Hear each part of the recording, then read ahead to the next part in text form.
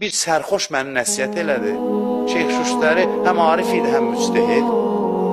Deyir ki, bir sərxoş adam yolda qabağımı kəsdi, nəsihət elədi, deyir. Heç bir nəsihət mənə belə təsir göstərməmişdir. Deyir, mən bütünlü əbada, qəbada, xutbə oxumuşam 10 gün Məhərrəmdir, yəni 30 gün Ramazan ayı, bilməm nədir. İndi qayıdıram, yanımda dostlar filanlar, bir də deyir, divara dəyə-dəyə yanıb, yanımdaşlar dedi ki, sən Allah, gəl yolumuzu dəyişək, bunlar rastlaşmıyor, dedim, ya Allah məndəsində keçək gedir.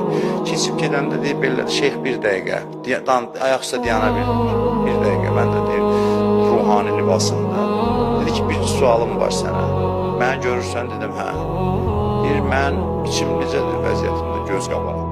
Sənə bir sualım var ki, sən əbada, qəbada təsbihini edirsən. Sən də içindən çölün eynidir, yox. Bir mənə bəs elədi. Getdi arxama bəs elədi, deyir. Hər dəfə yadıma düşəndə deyir, tükün biz olur ki, o düz deyir,